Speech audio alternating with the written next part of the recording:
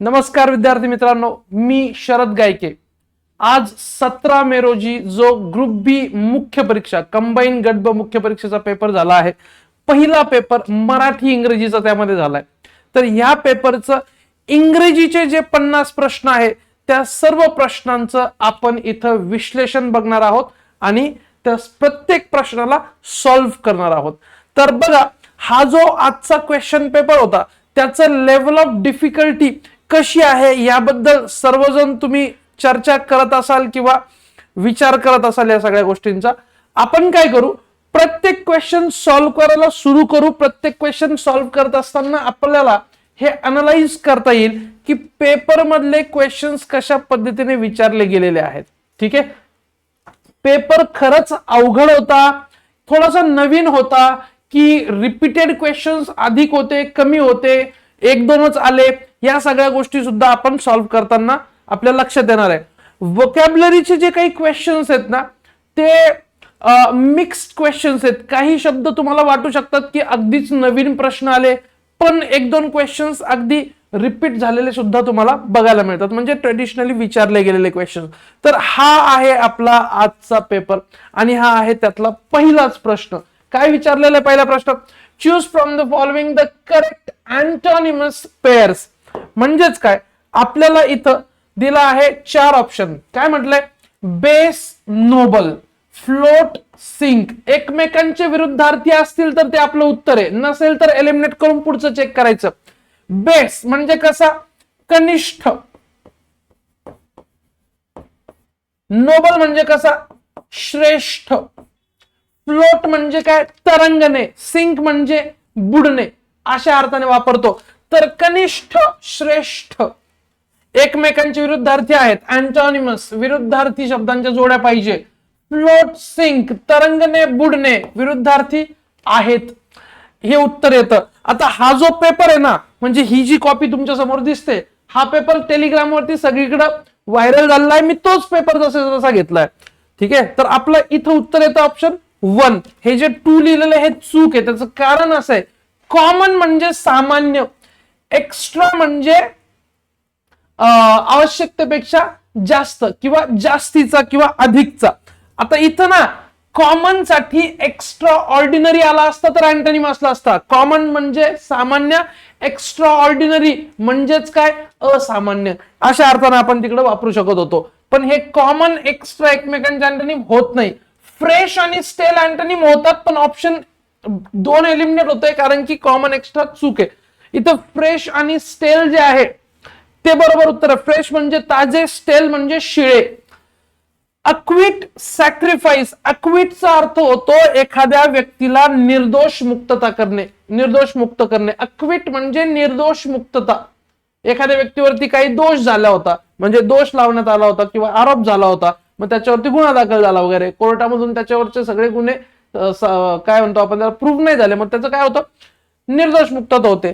आणि सॅक्रिफाईस म्हणजे बलिदान। हे एकमेकांचे विरुद्धार्थी आहेत का, निश्चितच नाही, एलिमिनेट करा, पुढचं चेक करायची गरज पण नाही। पुढे काय दिलंय, काइंड आणि जेंटल, म्हणजेच दोन्हीही सिनोनिम्स आहेत, दोघांचा अर्थ होतो सौम्य। ठीक आहे, एलिमिनेट। ग्रेव आणि रेअर, ग्रेव म्हणजे गंभीर, रेअर म्हणजे दुर्मिळ। गंभीर आणि दुर्मिळ एकमेकांचे अँटोनिम्स आहेत का, निश्चित नाही। फॅट आणि स्लिम एकमेकांचे अँटोनिम्स होते ना, पण ग्रेव आणि रेअर नाहीये, म्हणून एलिमिनेट। फक्त ऑप्शन 1 इथं आपलं उत्तर येणार आहे। पुढे काय विचारलंय, the word which means notorious is spelled correctly as this. Notorious म्हणजेच काय, कुप्रसिद्ध, कुप्रसिद्ध। फेमस म्हणजे काय, प्रसिद्ध किंवा सुप्रसिद्ध। नटोरियस म्हणजेच काय, मग कुप्रसिद्ध। जी व्यक्ती चुकीच्या किंवा वाईट कामांसाठी प्रसिद्ध आहे त्याला म्हणायचं नटोरियस। आता इथं शब्द दिला आहे एरंट, याचा अर्थ होतो चुकलेला किंवा चुकणारा किंवा भरकटणारा, भरकटलेला म्हणू शकतो आपण त्याला। ठीक आहे, म्हणून एरंट, ERRANT, एरंट म्हणजे नटोरियसचा अर्थ होतो का, नाही। ठीक आहे, मग एलिमिनेट केलं 1। दुसरं दिलंय एरंड, एरंडचा अर्थ होतो काम किंवा संदेश किंवा निरोप, किंवा निरोप, त्याचा प्रसिद्धीशी काही संबंध नाही. मग येतो ॲरंट. ॲरंटचा अर्थ होतो कम्प्लीट किंवा अटर किंवा नटोरियस. अटर किंवा नटोरियस हे तीन आपलं इथं उत्तर येतं. ॲरंट जो शब्द आहे तो चुकीचा शब्द आहे, म्हणजे त्याचं स्पेलिंगही चुकीचं आहे. एरंटचं ई काढून ए घातला तिथं ॲरंट लिहिलं, जे की चूक आहे. पुढे काय विचारलंय? हा पुढे प्रश्न विचारलाय, how many subordinate clauses are present in the given sentence. वाक्य दिलं आहे, I feel that he will come here if we send him money. मला असं वाटतं की तो इथे येईल जर आपण त्याला पैसे पाठवले. मला असं वाटतं की जर आपण त्याला पैसे पाठवले तर तो इथे येईल. आय फील सब्जेक्टिव्ह वर्ब आहे, मला वाटतं, हा झाला मेन क्लॉज. दॅट हा सबऑर्डिनेटिंग कंजंक्शन आहे. That he will come here, that he will come here हा झाला एक सबऑर्डिनेट क्लॉज. आणि पुढे इफ हा सबऑर्डिनेटिंग कंजंक्शन आहे. पुढचा इफ वी सेंड हिम मनी, जर आपण त्याला पैसे पाठवले, हा झाला दुसरा सबऑर्डिनेट क्लॉज. या वाक्यामध्ये दोन सबऑर्डिनेट क्लॉजेस आहेत. उत्तर 4 यायला हवं. चिल्ड्रन स्क्रीम्ड इन हॉरर, मुलं हॉरर मध्ये ओरडले. हॉररचा अर्थ काय होतो इथं? भीती किंवा दहशत. दहशत म्हणजेच भीती. भीतीने मुलं ओरडले म्हणजेच किंचाळले म्हणजेच स्क्रीम्ड. मग इथं हॉररचा करेक्ट मिनिंग काय होतो? डिलाइट म्हणजे आनंद येणार नाही. हॉरर म्हणजे भीती, डिलाइट म्हणजे आनंद, समानार्थी नाही. हॉररचा अर्थ अट्रॉसिटी म्हणजे अत्याचार होत नाही. टेरर म्हणजेच दहशत म्हणजेच भीती म्हणजेच हॉरर, हा त्याचा अर्थ बरोबर आहे. अपील म्हणजे आवाहन, हा त्याचा अर्थ होत नाही, म्हणून ऑप्शन 4 एलिमिनेट केलं. उत्तर 3 यायला पाहिजे इथं. पुढचा प्रश्न काय विचारला आहे? His efforts to win over his adversary have ended in smoke. त्याचे जिंकण्यासाठीचे जेवढे काही एफर्ट्स म्हणजे त्याची सर्व काही मेहनत जी आहे ती ended in smoke. Ended in smoke म्हणजे काय? ती मेहनत जी आहे ती अशा ठिकाणी संपली किंवा ती जी मेहनत आहे ती सगळी वाया गेली, त्यामधून साध्य काहीही झालं नाही. एंडेड इन स्मोक हा एक इडियम आहे ज्याचा अर्थ होतो काहीही साध्य न होणे, म्हणजेच मेहनत वाया जाणे असाही त्याचा अर्थ होतो. मग डिस्ट्रॉइड बाय स्मोक म्हणजेच धुराने डिस्ट्रॉय होणे. बघा एंडेड इन स्मोक मध्ये स्मोक म्हणजे धूर हा शब्द वापरला असला तर हा इडियम आहे. इडियमचा अर्थ हा शब्दशः कधीही घ्यायचा नसतो, त्याचा एक फिगरेटिव्ह मिनिंग असतो. म्हणून ऑप्शन 1 शब्दशः उडवा. Ended in nothing, ended in nothing म्हणजेच काहीही साध्य न होणे, काहीही फलित न मिळणे, निष्फळ होणे. तुमचे सगळे एफर्ट्स किंवा सगळी जी काही मेहनत आहे ती निष्फळ होणे म्हणजेच ended in smoke. And in smoke. Became reason for rumour म्हणजेच अफवाचं कारण बनणे. एंडेड इन डार्कनेस अंधारात थांबणे, संपणे, काही अर्थ होत नाही, मिनिंगलेस आहे. पुढचा प्रश्न, उत्तर आपलं 2 आलंय 55चं. पुढचा प्रश्न काय म्हणतोय? We are going to discuss all the issues in detail. आम्ही हे सगळे इश्यूज जे आहे अगदी डिटेल मध्ये डिस्कस करणार आहोत असा त्या वाक्याचा अर्थ होतोय. का आर गोइंग टू वापरलाय? बघा वी विल डिस्कस वापरला असता विल प्लस बेस फॉर्मचा वर्ब, तर वाक्याचा टेन्स काय होता? Simple future tense. बरोबर, सिंपल फ्युचर. जे सिंपल फ्युचरचं वाक्य असतं ना त्यामध्ये विल प्लस बेस फॉर्मच्या ऐवजी आपण बी हा वर्ब म्हणजेच am is are plus going to ठीक आहे असा वर्ब फॉर्म वापरतो. प्लस बेस फॉर्मचं वर्ब, मेन वर्ब. असं एक्सप्रेशन आपण तेव्हा वापरतो जेव्हा आपल्याला सांगायचं असतं की भविष्यात एखादी गोष्ट आम्ही करणार आहोत, म्हणजे आमचा प्लॅन आहे. मग action in the near future होऊ शकतं. Action in the uncertain future, अनिश्चित भविष्य, काही नसतं, एलिमिनेट करा. फोर्स्ड ऍक्शन नाही होणार इन फ्युचर. ओके, जबरदस्ती केलेली ऍक्शन हे पण होणार नाही. प्रॉबेबल ऍक्शन इन फ्युचर, भविष्यात होऊ शकते नाही.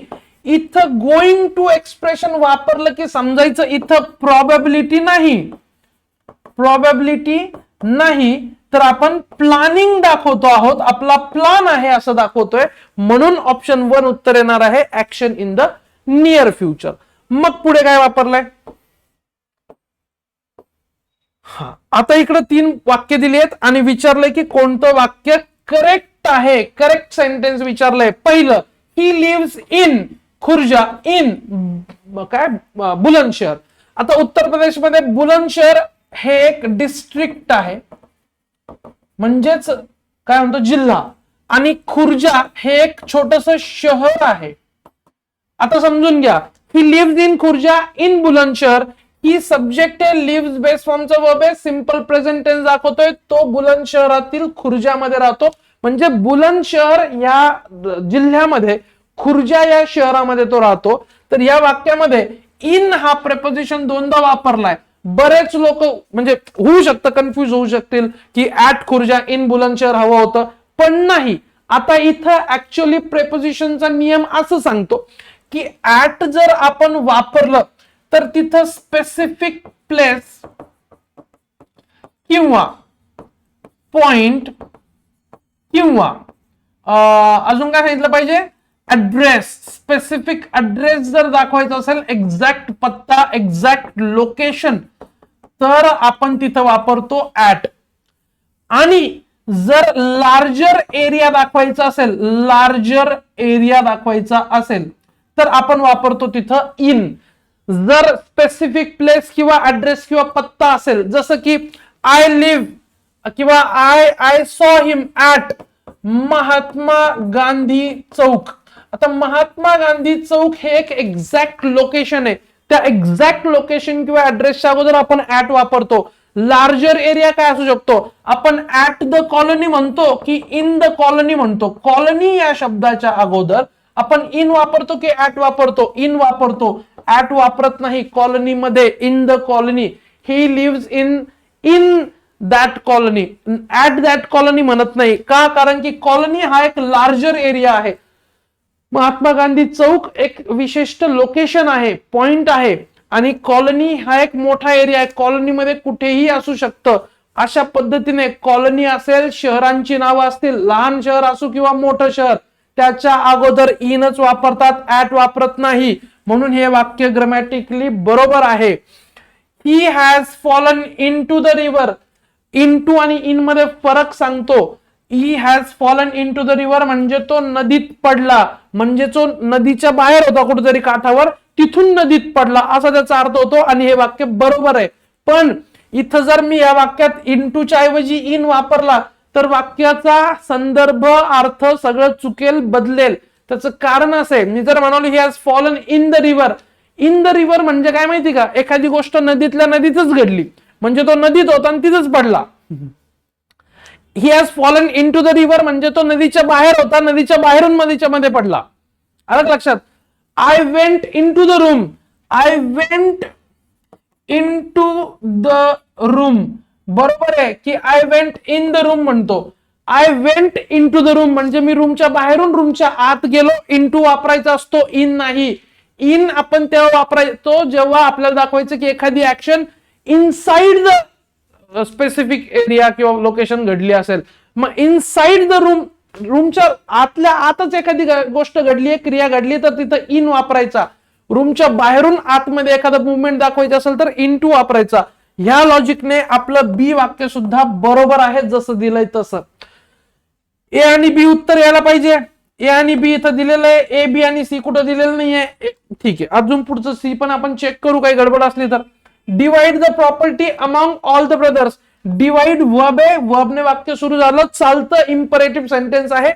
द प्रॉपर्टी ऑब्जेक्ट आहे. Divide the property, property divide करा. आज्ञा दिलेली आहे, कमांड दिलेली आहे, इम्परेटिव्ह सेंटेन्सचा वापर करून. कुणामध्ये डिवाइड करायची प्रॉपर्टी, वाटायची कुणात आहे? Among all the brothers. आता हे ब्रदर्स प्लुरल आहे, भाऊ, पण किती आहेत? अनेक आहेत. जर इथं दोनच भाऊ असते तर आपण इथं बिटवीन वापरला असता आणि इथं ऑलच्या ऐवजी बोथ द ब्रदर्स म्हणालो असतो. पण इथं ऑल लिहिलाय त्यावरून कळतं की 2 नाही आहेत, 2 पेक्षा जास्त आहेत, त्यामुळे बिटवीनच्या ऐवजी इथं अमंग लिहिणं हे अगदी योग्य आहे. मग हे सेंटेन्स सी सुद्धा बरोबर आहे. हे तीनही वाक्य ग्रामॅटिकली करेक्ट आहेत, निश्चित आहेत. आता होईल काय ते सांगतो. आन्सर की मध्ये एक तर तुम्हाला देतील बी आणि सी, ऑप्शन 2 उत्तर देतील. इथं म्हणतील की खुर्जाच्या अगोदर इन पाहिजे होतं, सॉरी ऍट पाहिजे होतं, हे म्हणू शकतात. आन्सर म्हणजे ह्या लॉजिकने त्यांनी प्रश्न बनवलेला असू शकतो. ते लॉजिक चूक आहे, मी सांगतो तुम्हाला. आणि काय हे तर बरोबर, इथं काही प्रश्नच येत नाही. ठीक आहे. जर अजूनच बिघडलेला असेल तर इंटूच्या ऐवजी इन आहे असंही म्हणू शकतात. पण ह्याचं योग्य उत्तर इथं कुठंच दिलेलं नाहीये. एकतर आन्सर की मध्ये तुम्हाला उत्तर 2 दिलं जाईल किंवा हा प्रश्न कॅन्सल केला जाईल. जर उत्तर 2 दिलं आणि ज्या लोकांना किंवा मॅक्सिमम लोकांना जर वाटत असेल की हा प्रश्न कॅन्सल व्हायला हवाय, तर तुम्ही त्याच्यामध्ये ऑब्जेक्शन्स वगैरे जे आहेत ते तुम्ही पाठवू शकता. म्हणजे तुम्हाला कॉन्सेप्ट लक्षात यायला पाहिजे की या प्रश्नाचं ऍक्च्युअल उत्तर काय असायला पाहिजे आणि काय आहे. चला पुढे काय विचारलंय. Dash your income before spending it recklessly, म्हणजे निष्काळजीपणाने खर्च करण्या अगोदर तुमचा इन्कम डॅश करा. काय करा. Cast out, cast up, cast about, cast off. तुमचं जे काही इन्कम आहे त्याला काय करा. आता तुम्हाला ना इकडे वेगवेगळ्या फ्रेजेस दिल्यात. पहिलं कास्ट आउट म्हणजे काय. कास्ट आउट लिहिलंय ना, म्हणजेच काय बाहेर फेकणे किंवा बाहेर काढणे म्हणू शकतो. बाहेर काढणे किंवा फेकणे म्हणू शकतो आपण. एखादी गोष्ट बाहेर काढून टाकणे. कास्ट अप, हे कास्ट आउट म्हणजे तुमचं इन्कम बाहेर काढून टाका का मग नाही. कास्ट अप म्हणजेच काय हिशोब करणे. हिशोब करणे म्हणजे तुमचं इन्कम किती आहे किंवा तुमच्याकडे सेव्हिंग्स किती आहेत किंवा तुमच्याकडे बेसिकली पैसे किती आहेत या सर्वांचा हिशोब करा, आढावा घ्या आणि त्यानंतर पैसे खर्च करा, असा त्या वाक्याचा अर्थ होऊ शकतो. म्हणून ऑप्शन 2 कास्ट अप हे अगदी बरोबर आहे. कास्ट अबाउट जी फ्रेज आहे त्या फ्रेजचा अर्थ होतो एखाद्या गोष्टीचा शोध घेणे. Cast about your income before spending it recklessly, तुमचा इन्कम जो आहे त्याचा हिशोब करावा लागेल, त्याचा शोध नाही घ्यावा लागणार. इन्कमचा शोध नाही घेतला जात, म्हणून कास्ट अबाउट युअर इन्कम नाही. इन्कम आहे म्हणून तुम्ही रेकलेसली स्पेंड करताय ना. फक्त जो इन्कम आहे तो किती आहे, कसा खर्च केला जावा याचा हिशोब लावणे म्हणजे कास्ट. आणि मग दिलाय कास्ट ऑफ. कास्ट ऑफचा अर्थ होतो त्याग करणे, म्हणजे खर्च करण्याच्या अगोदर त्याग करून टाका तुमचा इन्कम, नाही अर्थ होत. म्हणून कास्ट ऑफ पण चूक आहे. पुढचा प्रश्न. अनेक लोकांचं हे उत्तर चुकलेलं असू शकतं, पण नसेल चुकलं तर अगदी गुड न्यूज आहे. समजून घ्या. The correct suffixes to form diminutives from the words book and wick are respectively which one. आता समजून घ्या. सगळ्यात पहिले डिमिनिटिव्हज म्हणजे काय. जर एखादं डुक्कर असेल त्याला आपण म्हणतो पिग. लहान डुक्कर असेल तर त्यासाठी शब्द आहे पिगलेट, म्हणजेच डुकराचं पिलू.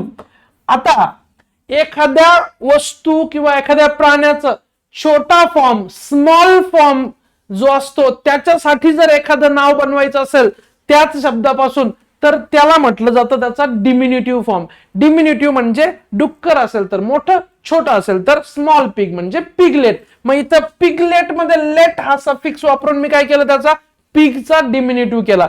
आता बुक आणि विकचं काय होतं. बुकचं जर बुकी केलं तर बुकी म्हणजे कोण, जो सट्टा लावतो. बुकचं बुकर नाही करू शकत. विकचं विकेड, WICK केलं, ED लागतं पण त्याच्यामध्ये, हे विकेट चूक आहे. त्यानंतर काय, इथं काही लोकांना वाटू शकतं बुकचं बुकिश आणि विकचं विकनेस केलं तर बरोबर येत आहे. तुम्हाला बुकचं बुकिश आणि विकचं विकनेस काय होईल. बुक नाऊन आहे, बुकिश अजेक्टिव्ह होतो पुस्तकी. विक अजेक्टिव्ह आहे, विकनेस नाऊन फॉर्म होतो त्याचा कमजोरी. हे चुकीचं ऑप्शन आहे. जर कोणी 3 उत्तर लिहिलं असेल तर ते चूक आहे. याचं ऍक्च्युअल उत्तर येतं बुकचं बुकलेट होतं, म्हणजेच काय छोटं मासिक. बुक म्हणजे पुस्तक मोठं असतं, छोटं जे असतं पुस्तकाचा छोटा फॉर्म त्याला आपण काय म्हणतो, बुकलेट म्हणतो, छोटस. विकचं होतं विकलिंग, म्हणून ऑप्शन 4 जे आहे ते आपलं इथं उत्तर येतं. ठीक आहे. वीक म्हणजे कसा, दुर्बल, कमजोर. मग विकलिंग सुद्धा तोच अर्थ होतो. ठीक आहे, दुर्बल किंवा कमजोर व्यक्ती. त्यानंतर पुढे काय प्रश्न विचारला आहे, 60th क्वेश्चन विचारलाय, Mary was rightful successor to the English throne. म्हणजेच काय, जे इंग्लिश थ्रोन किंवा त्याच्या राज्याचं गादी आहे त्याची काय म्हणतो आपण, राईटफुल म्हणजेच काय, अधिकारिक. सक्सेसर म्हणजे काय, वारस ही मेरी होती. वारस म्हणजेच कोण, सक्सेसर, एखाद्या काळाच्या नंतर येणारा. ठीक आहे, ज्याला गादी मिळते पुढचा, नंतरचा, तो असतो वारस म्हणजे सक्सेसर. आता त्याचा विरुद्धार्थी शब्द पाहिजे. वारसचा विरुद्धार्थी काय आहे, पूर्वज होऊ शकतो किंवा पूर्वी ज्याचा अधिकार होता, जो पूर्वाधिकारी आहे तो होऊ शकतो. ऑप्शन मध्ये काय दिलंय, पहिलं इनहेरिटर, ज्याला इनहेरिटन्सने गोष्टी मिळतात, वारसा मिळतो, तो इनहेरिटर म्हणजेच वारस. हा सिनोनिम आहे, आपल्याला अँटोनिम म्हणजे विरुद्धार्थी हवाय, म्हणून ऑप्शन 1 एलिमिनेट करा. पुढे काय दिलंय, प्रीडिसेसर म्हणजे अगोदरचा, म्हणजेच पूर्वज, म्हणजेच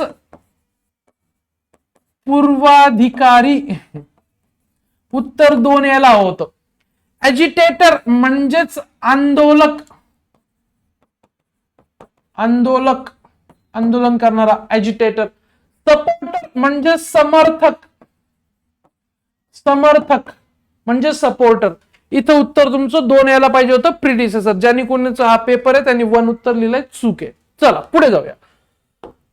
हा काय विचारलंय, the noun, pronoun or noun phrase which follows a or an verb is called its object. समजून घ्या, असा कोणत्या प्रकारचा ट्रान्झिटिव्ह की इनट्रान्झिटिव्ह, स्ट्रॉंग वर्ब की वीक वर्ब. सगळ्यात पहिले स्ट्रॉंग वर्ब, वीक वर्ब काही नाहीये. एक तर ट्रान्झिटिव्ह वर्ब असेल किंवा इनट्रान्झिटिव्ह वर्ब असेल ज्याच्या नंतर विच फॉलोज अ वर्ब, म्हणजेच काय, असा एखादा वर्ब ज्याच्या नंतर काय येतं, एक तर नाउन येईल किंवा प्रोनाउन येईल किंवा नाउन फ्रेज येईल. मग असा कोणता वर्ब असतो ज्याच्या नंतर नाउन, प्रोनाउन किंवा नाउन फ्रेज येते, ऑब्जेक्ट येतो ना तो. वर्बच्या नंतर येणारा नाउन, प्रोनाउन किंवा नाउन फ्रेज कशाचं काम करतो, ऑब्जेक्टचं काम करतो. मग ट्रान्झिटिव्ह वर्ब असतो ज्यामध्ये सब्जेक्ट आहे, वर्ब आहे आणि ऑब्जेक्ट आहे. मग उत्तर 2 येतं. इनट्रान्झिटिव्ह वर्ब मध्ये सब्जेक्ट आहे, वर्ब आहे, ऑब्जेक्ट नाहीच आहे. मग वर्बच्या नंतर नाउन, प्रोनाउन कसं काय येईल, नाही येणार, म्हणजेच तो ट्रान्झिटिव्ह वर्ब नाहीये. ऑप्शन 2 उत्तर येतं, ट्रान्झिटिव्ह. इनट्रान्झिटिव्ह नाहीये म्हणून ट्रान्झिटिव्ह उत्तर येतं. पुढे हा प्रश्न खूप इंटरेस्टिंग आहे. काय विचारलंय, choose the correct sentence from the following alternative. हा प्रश्न कशावर आधारित आहे, हा प्रश्न आर्टिकलवर आधारित आहे. आर्टिकलच्या नॉलेजवर आधारित प्रश्न आहे. काय विचारलंय, the Ceylon is to the south of India. तुम्हाला माहितीये का सिलॉन कायचं नाव आहे, सिलॉन हे श्रीलंकाचं जुनं नाव आहे. श्रीलंका या देशाचं जुनं नाव आहे सिलॉन. ठीक आहे. आता इंडिया जसं एका देशाचं नाव आहे तसं सिलॉन हे सुद्धा एका देशाचं नाव आहे. देशाचं नाव आहे. आणि या अगोदर आर्टिकल द लागत नाही. देशांच्या नावा अगोदर आपण आर्टिकल द वापरत नाही. एक्सेप्शन काय आहे, the USA, United states of America. बरोबर. आता द सिलॉन मुळे हे चुकलं. काय पाहिजे होतं, सरळ जसं इंडियाच्या अगोदर आर्टिकल नाही लिहिलंय, कुठंच नाही लिहिलंय, यावरून कळलं पाहिजे होतं. पण ह्यांनी जर सिलॉनच्या ऐवजी सरळ श्रीलंका लिहिलं असतं तर तुमचं उत्तर कदाचित बरोबर आलं असतं. पण अनेक लोकांना हे माहित नसेल की श्रीलंकाचं जुनं नाव सिलॉन आहे, म्हणून देशाचं नाव आहे, म्हणून त्याच्या अगोदर आर्टिकल द नको. मग हे ऑप्शन गेले 2, 1 आणि 4. उरलं काय, 2 आणि 3. Ceylon is to south of India की to the south of India, to the south of India. डायरेक्शनचं नाव आहे, त्याच्या अगोदर आपण आर्टिकल द वापरतो. Ceylon is to the south of India. भारताच्या साऊथ कडे म्हणजे दक्षिणेकडे काय आहे, सिलॉन म्हणजेच श्रीलंका हा देश आहे, असा त्या वाक्याचा अर्थ होतो. Option 2 is the right answer. पुढे 63rd क्वेश्चन काय विचारलेलं आहे, choose the word group spelled correctly. चार आपल्याला ऑप्शन दिले, चार ग्रुप दिलेत, कोणत्यामध्ये बरोबर स्पेलिंग लिहिलेलं आहे, कोणत्यामध्ये सगळ्या शब्दांचं स्पेलिंग बरोबर आहे. पहिलं काय दिलंय, बहुतेक याने ऑप्शन 1 उत्तर लिहिलेलं आहे, सांगतो. पहिलं ड्राउट, DROUGHT बरोबर आहे. दुसरं रेस्टॉरंट मध्ये आर नंतर ई नसतो, ए असतो, रेस्टॉरंट, त्याचं ऍक्च्युअल प्रोनाउन्सिएशन रेस्टॉरंट असतं. हे टी नंतरचं ए आणि यू जो आहे ना तो सायलेंटच असतो, पण स्पेलिंग येतं, लिहावं बरोबर लागेल. मग आरच्या नंतर इथं ए येतो, इथं ई दिलाय, ऑप्शन 1 उडवा सरळ. ऍक्सेसिबल बरोबर दिलाय, गॅरंटी बरोबर दिलाय, पण त्याने फरक पडत नाही, रेस्टॉरंटचं स्पेलिंग चुकलंय.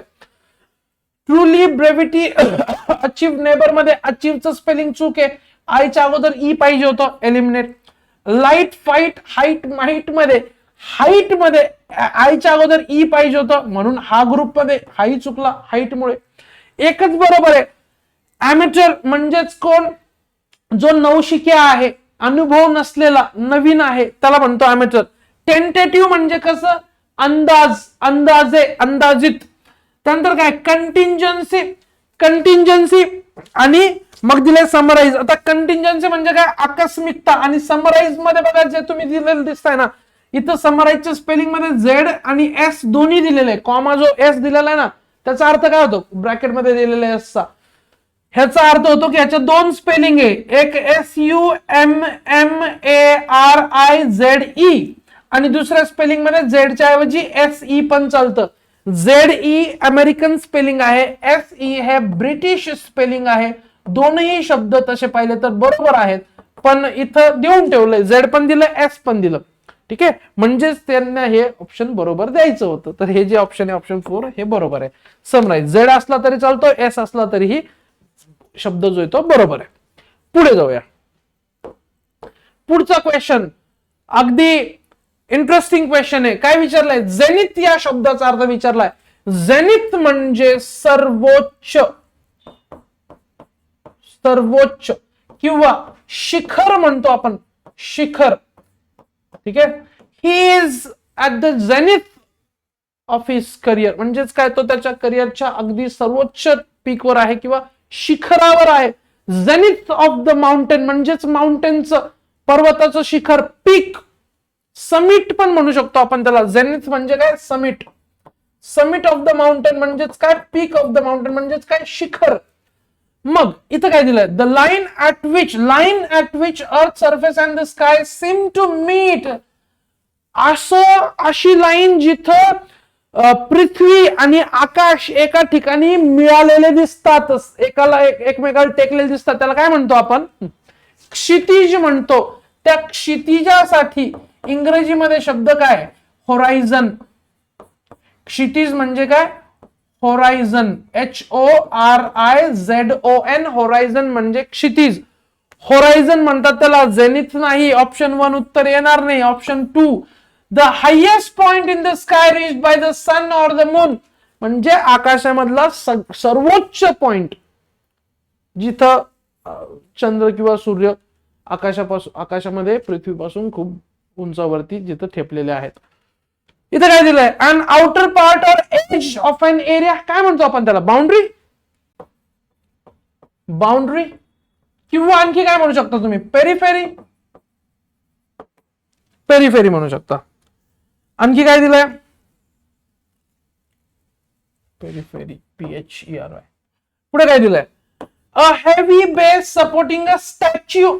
आपण पुतळा पाहतो ना, आपल्याकडे महामानवांचे पुतळे असतात ना, मग पुतळ्याच्या, आता बघा, पुतळा जिथं बसवलाय त्या पुतळ्याला आपण एक बेस लावतो ना खाली, त्याच्यावरती ठेवतो आपण स्टॅच्यू, पुतळा. तो जो बेस असतो ना, त्या बेस साठी शब्द आहे पिडेस्टल. पिडेस्टल, अलग लक्षात, पाया पुतळ्याचा, अलग लक्षात. तर हे पण आपलं उत्तर नाही. Option 2 is the only correct answer. पुढे जाऊया. 65th क्वेश्चन काय विचारलंय, choose the word from the following that is opposite in meaning to the word lively. lively म्हणजे कसा, उत्साही. उत्साही, ठीक आहे. मग डल म्हणजे कसा, डल म्हणजे निरुत्साही. lively म्हणजे उत्साही, डल म्हणजे कसा, निरुत्साही. त्यानंतर काय, ओपेक म्हणजे अपारदर्शक, अपारदर्शक. अनक्लिअर म्हणजे अस्पष्ट. अनरियल म्हणजे काल्पनिक. बरोबर. मग हे सगळे एलिमिनेट होतात. एकच बरोबर आहे, डल म्हणजेच निरुत्साही. अरे ना, निरुत्साही किंवा उदासीन पण म्हणू शकता तुम्ही त्याला, उदासीन ना. चलो, नाही, उदासीन पेक्षा कंटाळवाना म्हणा, कंटाळवाना किंवा उदास पण म्हणू शकता. ठीक आहे, चला उत्तर आपला 1 येतं या प्रश्नाचं. लाईव्हलीचा विरुद्धार्थी इथं डल आहे. पुढे काय दिलंय? Select the correctly punctuated sentence from the following alternatives. कोणत्यात punctuations बरोबर आहे? काय वाक्य? How many hours are there in Redford? I asked. इथं काय म्हटलंय? I asked. आता हे जे वाक्य आहे ना, हे इनडायरेक्ट स्पीच, सॉरी डायरेक्ट स्पीचचं वाक्य आहे. इथं डबल इन्व्हर्टेड कॉमा म्हणजे कोटेशन मार्क पाहिजे होता, नाहीये, उडवा. इथं पण नाहीये, ऑप्शन 4 मध्ये नाहीये, उडवा. उरलं काय? 2 आणि 3. दोघांमध्ये काय साम्य आहे? How many hours are there in referred I ask. दोन्हीकडे प्रश्न आहे म्हणून दोन्हीकडे क्वेश्चन मार्क दिलेला आहे, बरोबर आहे. इथं बघा, इथं इन्व्हर्टेड कॉमा चालू केला पण इथं बंदच नाही केला म्हणून 3 पण उडालं. ऑप्शन काय उरलं? 2. उत्तर आलंय. आता याच्यामध्ये बघा, इथं आर अपोस्ट्रोफे एस आणि आर एस दिलाय. आता याला म्हणायचं काय होतं की रेफर्ड या शब्दामध्ये लेटर आर हे किती वेळा आहे, म्हणजेच किती आर आहे त्याच्यामध्ये, मल्टिपल आहे म्हणून how many hours are there म्हणायचो त्याला. इथं आर अपोस्ट्रोफे एस आहे. आपण जनरली एखाद्या नाउनला त्याचा प्लुरल करायचं असेल तर काय करतो? एस किंवा ईएस ऍड करतो आणि त्याचं काय करतो? प्लुरल नाउन करतो, बरोबर. इथं आपण कशाबद्दल विचारतोय? लेटर, एका लेटर बद्दल विचारतोय, आर या लेटर बद्दल.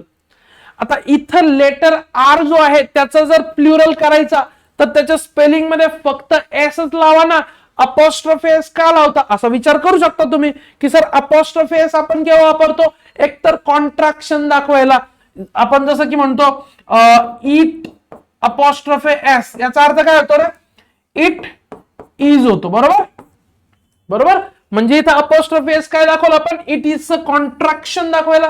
किंवा आपण अपॉस्ट्रोफे एस कुठे वापरतो? पॉझिटिव्ह केस तयार करायला वापरतो, जसं की शरद बाईक, शरदची गाडी. मग शरद नावापुढे आपण काय केलं? अपॉस्ट्रोफे एस ऍड केलं. अपॉस्ट्रोफे कायसाठी केलं आपण? पॉझिटिव्ह केस तयार करायला. पण अपॉस्ट्रोफे एस आपण इथं वापरणं योग्य आहे. विदाउट अपॉस्ट्रोफे चूक होईल. त्याचं कारण असं आहे आणि हे प्रॉपरली दिलेलं आहे याच्यामध्ये, the Chicago manual of style. लिहून देतो मी तुम्हाला, इथे रेफरन्स देतोय मी तुम्हाला त्याचा. According to the Chicago manual of style, Chicago manual of style च्या नुसार आपण आर अपॉस्ट्रोफे एस वापरण्याचं कारण इथं असं आहे, जेव्हा आपल्याला दाखवायचं असतं की स्मॉल लेटरचं प्लुरल, त्यावेळेला जर इथं आपल्याला विचारायचं असतं की किती एज आहेत, तर ए सोबत एस लिहिलं असतं, अपॉस्ट्रोफे नसता लिहिला तर त्याचा शब्द झाला असता तयार ऍज. जर आय लिहिला असतं तर काय झालं असतं? इज हा शब्द तयार झाला असता. जर यू लिहिलं असतं तर काय झालं असतं? अस हा शब्द तयार झाला असता, बरोबर. मग ऍज, इज, अस हे शब्द तयार झाले असते. जर तुम्हाला विचारायचं असेल की एखाद्या शब्दात किती ए आहे, तर मग काय करायचं? एज असा लिहायचा. आईज असा लिहायचा. किती आय आहेत? मग आईज. किती यू आहेत? मग याचा अर्थ होतो यूज. जर अपॉस्ट्रोफे काढला तर ऍज, इज, अस असे शब्द तयार होतात. म्हणून तिथं अपॉस्ट्रोफे वापरणं ह्याच्यानुसार योग्य आहे, इनफॅक्ट जरुरी आहे. जर हेच लेटर आर जर स्मॉलच्या ऐवजी कॅपिटल मध्ये विचारलं गेलं तर आर नंतर अपॉस्ट्रोफे देत नाहीत, आर एस वापरतो आपण. कुठलाही लेटर कॅपिटल मध्ये दिला असता तर एस वापरला असता, अपॉस्ट्रोफे नसता वापरला.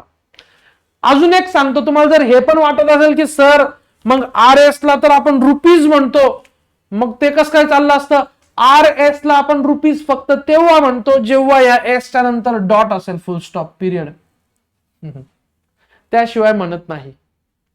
हा होऊ शकतं की तुमच्यासाठी नॉलेजच्या किंवा अगदी विचार करण्याच्या फार बाहेरचा प्रश्न आला असेल, पण हरकत नाही, आता तरी तुम्हाला माहिती झाला असावा. तर याचं उत्तर, योग्य उत्तर काय आलंय, आपलं ऑप्शन 2 आलंय.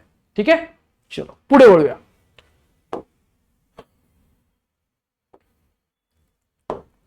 When will you bring it असं वाक्य दिलंय आणि विचारलंय identify the correct passive voice of the sentence. Voice change करताना काय करावं लागतं, वर्ब चेंज करायचा, टेन्स बदलायचा नाही, वर्ब शोधा. कधी पण कोणतंही वाक्य असू द्या, वर्ब शोधायचं. व्हॉइस विचारला, वर्ब शोधायचा. विल ब्रिंग वर्ब आहे, विल प्लस बेस फॉर्मचं verb, simple future tense, simple future. Simple future tense मध्ये आपण ऍक्टिव्ह व्हॉइस मध्ये काय लिहितो, विल प्लस बेस फॉर्म, जसं विल ब्रिंग आलं इथं. पॅसिव्ह मध्ये काय लिहितो, विल बी प्लस V3 लिहितो. मग आता तुम्हाला ऑप्शन मध्ये काय शोधायचं माहिती का, विल बी प्लस ब्रिंगचा V3 काय, ब्रॉट. आता फक्त एवढा वर्ब शोधा, विल बी ब्रॉट. जिथं हा वर्ब चुकीचा आहे ना, त्याला पहिले एलिमिनेट करूया. ठीक आहे, विल बी ब्रॉट ठेवा, विल बी बीइंग ब्रॉट चूक आहे, उडवा. विल बी ब्रॉट ठेवा, विल बी ब्रॉट ठेवा. आता इकडे काय, यू सब्जेक्ट आहे, इट ऑब्जेक्ट आहे. पॅसिव्ह करताना काय होतो, वेन जसाच्या तसा वापरा, वेन. हा काय प्रश्न आहे, प्रश्नाचा ऍक्टिव्हचा पॅसिव्ह करताना प्रश्नच राहिला पाहिजे. आणि प्रश्नामध्ये आपण WH क्वेश्चन असो किंवा कुठलाही असो, सुरुवातीला हेल्पिंग वर्ब घेतो, मग सब्जेक्ट, मग मेन वर्ब घेतो, बरोबर. ह्याच्यामध्ये हेल्पिंग वर्ब काय घ्यायचा, विल बी ब्रॉट मध्ये तुम्हाला विल हेल्पिंग वर्ब आहे, बी पण हेल्पिंग वर्ब आहे, ब्रॉट मेन वर्ब आहे. मग दोन्ही कसे घ्यायचे, नेहमी लक्षात ठेवा हा रूल. इथं जेव्हा तुम्ही प्रश्नामध्ये हेल्पिंग वर्ब अगोदर घेता ना सब्जेक्टच्या, फक्त पहिला हेल्पिंग वर्ब घ्यायचा, कोणताही असू द्या. इथं बी वगैरे काहीही असलं तरी तो घ्यायचा नाही. मग इथं काय घ्यायचं अगोदर, वेन विल. इथं सब्जेक्ट काय येणार आहे, इथला जो ऑब्जेक्ट होता इट, तो सब्जेक्ट येणार आहे. वेन विल इट, मग घ्या be brought, when will it be brought. When will you चुकला, when will it be brought ठेवा. वेन इथं वेदर वापरलाय, आता पहिले उडवायला पाहिजे होता, उत्तर करायला 3. When will it be brought by you, इथं लिहिलं तरी चालतं, नाही लिहिलं तरी चालतं. मग उत्तर आलंय आपलं ऑप्शन 3. चलो पुढे बोलूया. 68th question. चला इथं काय विचारलंय, he gave out that he was soon going to Canada. म्हणजेच काय, त्याने सांगितलं की तो लवकरच कॅनडाला जाणार आहे. गेव आउट या फ्रेजला अंडरलाईन केलाय आणि त्याचा अर्थ विचारलाय. Give out something, give out या फ्रेजचा इथं काय अर्थ होतो माहितीये का, एखादी गोष्ट जाहीर करणे, डिक्लेअर करणे. जाहीर करणे म्हणजेच डिक्लेअर करणे, म्हणजेच अनाउन्स करणे. शेअर द न्यूज नाही होत, नॉट क्लोज इनफ. ऍडमिटेड म्हणजे कबूल करणे किंवा स्वीकारणे. सजेस्टेड म्हणजेच काय, सूचित करणे किंवा सल्ला देणे. हे दोन्ही त्याचा अर्थ होत नाही. गिव्ह आउटचा अर्थ डिक्लेअर करणे, अनाउन्स करणे हाच होतो. म्हणून option 1 is the right answer. पुढे 69th क्वेश्चन काय विचारलंय, this would set the pattern for a generation. म्हणजेच ही गोष्ट किंवा ही घटना, दिस म्हणजे काही असू शकतं, हे एका पूर्ण पिढीसाठी एक पॅटर्न सेट करील, म्हणजेच एक एक्झाम्पल सेट करील, म्हणजेच काय करील, एक मॉडेल सेट करील, एक आदर्श सेट करील, आदर्श नमुना सेट करील. मग इथं पॅटर्नचा योग्य अर्थ काय आहे, नमुना, आदर्श सेट करील, मॉडेल सेट करील, बरोबर आहे. प्रमोशन सेट करील का, चूक आहे. प्रमोशन जाहिरात करणे किंवा काय म्हणतात पदोन्नती करणे, दोन्ही चूक होतील इथं. पूर्ण जनरेशन साठी जाहिरात थोडी सेट करील, तो मॉडेल सेट करील. सपोर्ट म्हणजे काय, सपोर्ट आणि बॅकिंग दोघांचा अर्थ होतो पाठिंबा किंवा समर्थन. समर्थन किंवा पाठिंबा पॅटर्नचा अर्थ होत नाही. पॅटर्नचा अर्थ इथं काय होणार आहे मग मॉडेल म्हणजेच नमुना किंवा आदर्श. बरोबर, आदर्श सेट केलं. Option 1 is the right answer. पुढे काय विचारलंय, हा 3 वाक्य दिली आहेत आणि विचारलंय आयडेंटिफाय द करेक्ट सेंटेन्सेस. 3 पैकी बरोबर कुठलं. पहिलं, wise enemy is better than foolish friend. चूक आहे. Wise enemy is better than foolish friend. का, इथं फ्रेंड आणि एनिमी काय कॉमन नाउन्स आहेत. A wise enemy is better than a foolish friend. चूक आहे वाक्य, कारण इथं आर्टिकल अ दोन्ही ठिकाणी मिसिंग आहे. म्हणजे ए आपलं उत्तर नाहीये. ओके. बी काय म्हणते, houses are made of the brick and the cement. घर कशाने बनतात, ब्रिक आणि सिमेंट. ब्रिक आणि सिमेंट काय आहेत, मटेरियल नाउन. मटेरियल नाउनच्या अगोदर आपण आर्टिकल द वापरत नाही, म्हणून हे दोन्ही चूक आहे. एलिमिनेट करा. बी पण उडालं, हे गेलं, हे गेलं. उत्तर एकच उरलं, ऑप्शन 4 सी ओनली. काय दिलंय, honesty is the best policy. Honesty subject इथं, इज द बेस्ट पॉलिसी. वाक्य सी बरोबर आहे. द बेस्ट इथं बरोबर आहे. बेस्ट हा सुपरलेटिव्ह डिग्रीचा ऍडजेक्टिव्ह म्हणून त्या अगोदर आपण आर्टिकल द वापरलं. I hope this is clear to everyone. पुढे काय प्रश्न दिलाय,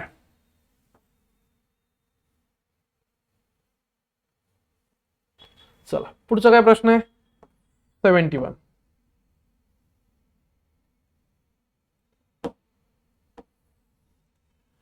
चल 71 ना, 70 झाला ना ऑनेस्टली. ठीक आहे, चला काय दिलं. He said to me please spare me your book for 3 days. तो मला म्हणाला तुझं पुस्तक प्लीज मला 3 दिवस दे आणखी. ठीक आहे. You select the correct indirect narration. सरळ सरळ प्रश्न आहे. डायरेक्ट दिलाय तर इनडायरेक्टच विचारलेला असणार. ही सेड टू मी, ह्याच्यामध्ये कधी पण सेड टू चा काय होतो, हे कशावरून ठरतं की मधलं जे वाक्य आहे ते काय, हा असतो रिपोर्टेड स्पीच. इथं रिपोर्टेड स्पीच जो आहे तो कोणत्या प्रकारचा सेंटेन्स आहे, असर्टिव्ह आहे, डेक्लरेटिव्ह आहे, इम्परेटिव्ह आहे, इंट्रोगेटिव्ह आहे की एक्सक्लेमेटरी आहे. प्लीज ने वाक्य सुरू झालं म्हणजे विनंती करणारा इम्परेटिव्ह सेंटेन्स आहे. विनंती करणारा इम्परेटिव्ह सेंटेन्स असेल तर सेड टू चा रिक्वेस्टेड होऊ शकतो.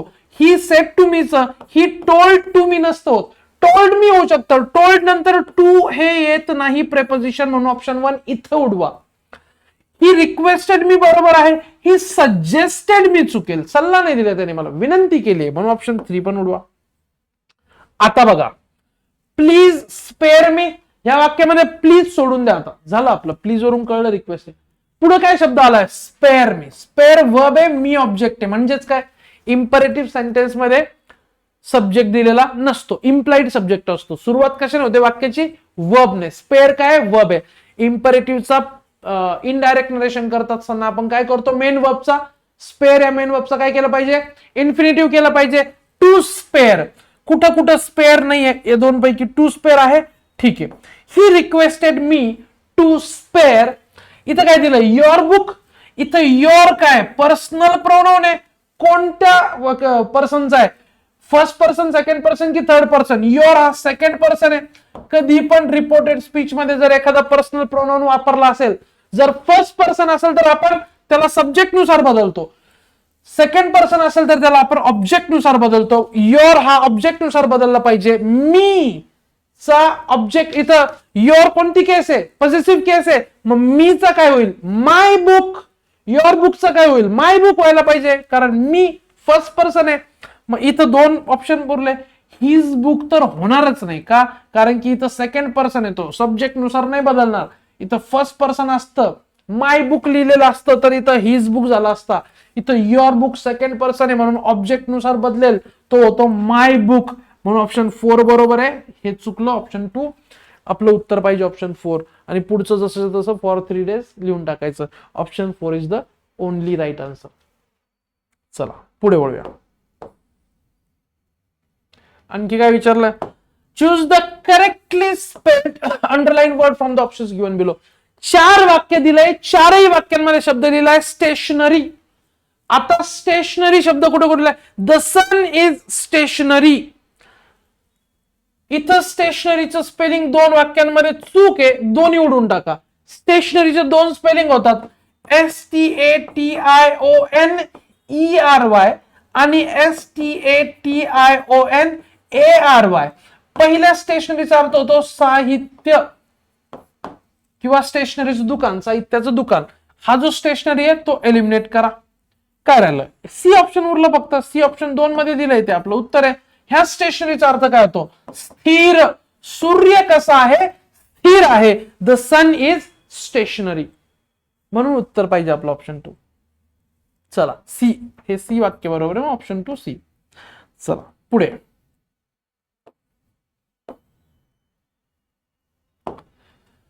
Identify from the following the affirmative sentence with the correct word order or sequence. म्हणजे चार पैकी एक असं वाक्य पाहिजे जे अफर्मेटिव्ह असलं पाहिजे आणि त्याच्यामध्ये वर्ड ऑर्डर ही बरोबर असली पाहिजे, शब्द रचना बरोबर असली पाहिजे. पहिलं वाक्य, लेट्स ओपन द विंडो. लेट्सचा अर्थ काय होतो? Let us. म्हणजेच काय? चला विंडो ओपन करू. अफर्मेटिव्ह सेंटेन्स आहे, पॉझिटिव्ह सेंटेन्स आहे, बरोबर आहे. नेगेटिव्ह नाहीये ना, नेगेटिव्ह ऑपोजिट आहे. Let's open not the window हे वाक्य चूक आहे. इथं वाक्य काय पाहिजे? Let's not open the window. आणि ते अफर्मेटिव्ह झालं नसतं कारण की त्यात नॉट आहे, नेगेटिव्ह वाक्य झालं असते. चूक आहे. उत्तर आलंय बरं का आपलं ऑप्शन 2. इथं काय म्हटलंय? Let the window to open. Let the window नंतर आपण बेस फॉर्मचा वर्ब वापरतो, इन्फिनिटिव्ह नाही वापरत. जर असं वाक्य, हे वाक्य नाहीच आहे का? कारण या वाक्यात वर्ब नाहीये. Let the window let the window be open किंवा let someone open the window वगैरे असं पाहिजे होतं. Let the window to open नाही चालणार. पुढे काय दिलं? We shall open the window to let. काय अर्थपूर्ण वाक्य आहे? काय टू लेट शेवटी आलं, काही मिनिंग नाहीये, अर्धवट वाक्य. एलिमिनेट करा. उत्तर आलं ऑप्शन 2 ए ओनली. पुढे काय विचारलंय? Choose from the following words which काय semantically match the words. Okay, काय येतंय? Norm, quake, relate, respectively. ठीक आहे. आता नॉर्म म्हणजे काय? नॉर्म म्हणजे रूल किंवा काय म्हणतो आपण त्याला, मानक किंवा निकष. मग स्टँडर्ड होऊ शकतं, रूल होऊ शकतं. त्यानंतर काय दिलंय? किंवा स्टँडर्ड होईल, रूल नाही होणार. रूल होईल ना, का नाही होणार? स्टँडर्ड. नॉर्म म्हणजे रूल, मानक, निकष. नॉर्म म्हणजे रूल तर आहेच. ठीक आहे. त्यानंतर काय? क्वेक म्हणजे काय? आपण थरथरतो ना, म्हणजे काय होतो? शेक करतो, मग त्याला म्हणतो आपण शेक. 3 ठिकाणी दिलाय, बरोबर आहे. इथं क्विक दिलाय, क्विक म्हणजे लवकर. एलिमिनेट करा 4. त्यानंतर काय दिलंय? रिलेट. रिलेट करणे. मी तुमच्या स्टोरी सोबत खूप रिलेट करतो. एखाद्या पिक्चर मध्ये गेल्यावर तुम्ही रडता का? कारण तुम्ही त्याच्यामध्ये रिलेट करता. म्हणजे काय करता? कनेक्ट होता ना तुम्ही त्याशी. तुम्हाला वाटतं की त्याला पण सोडून गेली, मला पण सोडून गेली. रिलेट करता तुम्ही. रिलेटचा अर्थ टेल म्हणजे सांगणे नाही होत, कनेक्ट होतो. रिकॉल म्हणजे आठवणे. आठवणे. रिलेट आणि रिकॉल सिनोनिम नाहीयेत किंवा अर्थ नाही होत त्याचा. नरेट म्हणजे सांगणे. चूक आहे. सांगणे आणि रिलेट करणे सारखे अर्थ नाही आहेत. Option 2 is the right answer. 1 आणि 3 चुकले. ठीक आहे. चला पुढे काय विचारलंय? The meaning the meaning property inherited from one's father or ancestors is substituted correctly by the word. One word substitution चा प्रश्न आहे. Property inherited from one's father or ancestors ला काय म्हणतो आपण? ऑप्शन मध्ये काय दिलंय? अलिमनी, हेरिडिटरी, पॅट्रिमनी आणि मॅट्रिमोनी. अलिमनी म्हणजे पोटगी. डिवोर्स नंतर एक पार्टनर दुसऱ्या पार्टनरला जे उदरनिर्वाहासाठी काही संपत्ती देतो किंवा देण्याचं वचन करतो रिपीटेडली किंवा वन टाइम, जे काय असेल कोर्टाच्या म्हणण्यानुसार, त्याला आपण पोटगी म्हणतो. त्याला म्हणायचं अलिमनी. हेरिडिटरी म्हणजेच काय?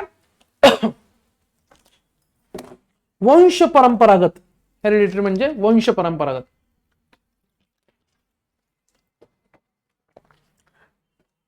त्यानंतर काय? हेरिडिटरी वंश परंपरागत. पॅट्रिमोनी म्हणजे पितृ संपत्ती म्हणजेच वडिलोपार्जित जी काही संपत्ती तुम्हाला मिळते ना वारशानुसार त्याला म्हणायचं पॅट्रिमोनी. मॅट्रिमोनी म्हणजे विवाह, विवाह व्यवस्था, मॅट्रिमोनी. ते उत्तर येणार नाही, ऑप्शन 3 तुमचं आलंय पॅट्रिमोनी. पुढे 76 काय म्हणतं, he doesn't have college education still he makes more money than most graduates. He doesn't have college education काय विचारलंय, under the sentence connector underline the sentence about express. इथं स्टील हा जो कंजंक्शन आहे तो काय दाखवतो हे विचारलेलं आहे, समजून घ्या. ही डझंट हॅव कॉलेज एज्युकेशन, तो कॉलेजमध्ये शिक्षण त्याने घेतलं नाही, पॉझिटिव्ह बाब आहे, सॉरी निगेटिव्ह बाब आहे. त्याने कॉलेजमध्ये शिक्षण घेऊ शकला का नाही, त्याच्याकडे उच्च शिक्षण आहे का नाही, निगेटिव्ह बाब आहे. ही makes more money than most graduates, उच्च शिक्षित किंवा ग्रॅज्युएट अनेक ग्रॅज्युएट्स पैकी पेक्षा तो जास्त पैसा कमवतो, असं असून सुद्धा ही पॉझिटिव्ह बाब आहे. मग एक नेगेटिव्ह एक पॉझिटिव्ह बाबला जोडण्यासाठी हे कनेक्टर वापरलंय. ह्या दोन क्लॉजेस मध्ये एकात नेगेटिव्ह एकात पॉझिटिव्ह बाब आहे, म्हणजेच काय विरोधाभास आहे. विरोधाभास म्हणजे काय, कॉन्ट्रास्ट दर्शवण्यासाठी स्टील वापरलेला इथं, म्हणून उत्तर 3 पाहिजे. कॉन्ट्रास्ट, कॉन्सिक्वेन्स म्हणजे परिणाम नाहीये, ऍडिशन म्हणजे भर नाहीये, आणि कन्क्लुजन म्हणजे निष्कर्ष नाहीये. इथं काय कॉन्ट्रास्ट म्हणजे विरोधाभास आहे, म्हणून ऑप्शन 3 उत्तर येतं. स्टील साठी आपण कॉन्ट्रास्ट साठी वापरतो. पुढे what is the meaning of to blow one's own trumpet. Idiom आहे, रिपीट झालेलं ईडीएम आहे. ब्लो वन्स ओन ट्रम्पेट म्हणजे स्वतःचीच फार स्तुती करत राहणे. टू प्रेज वन सेल्फ बरोबर आहे. टू ब्लो ट्रम्पेट येत नाही. Accompany a band of musicians to के एन्जॉय वन सेल्फ नाही, option 1 is the right answer. To praise oneself स्वतःची स्तुती करत राहणे, स्वतःचा गवगवा करत राहणे. पुढे काय विचारलं, none of us knew the way, आणि इथं विचारलं योग्य क्वेश्चन टॅग वापरायची आहे. बघा समजून घ्या, जेव्हा एखादं मूळ वाक्य तुम्हाला दिलेलं आहे ते जर पॉझिटिव्ह असेल तर त्याची क्वेश्चन टॅग नेहमी हमेशा नेगेटिव्ह असली पाहिजे. आता पॉझिटिव्ह वाक्यामध्ये जरूर, आता एखादं वाक्य पॉझिटिव्ह आहे तर नेगेटिव्ह पाहिजे क्वेश्चन टॅग, जर वाक्य नेगेटिव्ह असेल तर क्वेश्चन टॅग पॉझिटिव्ह पाहिजे, हे लक्षात घ्या. आता समजून घ्या, जर का एखाद्या वाक्यामध्ये तुम्ही नो किंवा नॉट तुम्हाला नाही दिसलं तर वाक्याला नेगेटिव्ह करण्यासाठी कधी कधी ऍडव्हर्ब्स आणि प्रोनाउन आणि क्वांटिफायर्स काम करतात.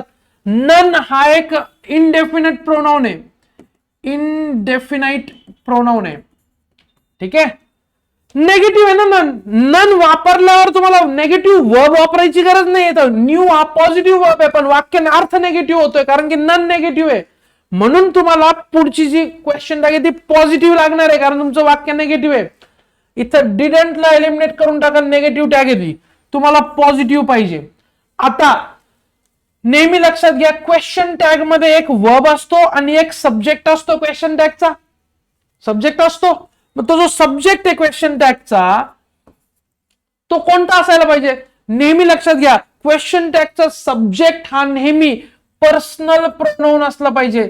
पर्सनल प्रोनाउन, प्रोनाउनच्या 8 प्रकारापैकी एक प्रकार आहे personal pronoun. I, me, you, your, he, she, it, her, they वगैरे जेवढे आहेत ना यांना सगळ्यांना म्हणायचं पर्सनल प्रोनाउन. नन हा इनडेफिनेट प्रोनाउन आहे, जसाच्या तसा कधीच क्वेश्चन टॅगचा सब्जेक्ट म्हणून येणार नाही, म्हणून पहिले उडवायचा. आणि इथं पण पर्सनल प्रोनाउन पर्सनल आपल्याला सब्जेक्टिव्ह केस मध्येच घ्यावा लागतो. मग ननचा काय होतो, वी होतो. नन ऑफ अस आहे ना इथं, आमच्या पैकी कुणी, म्हणून डिड वी हा अगदी बरोबर उत्तर आहे, ऑप्शन 1 डिड वी. पुढे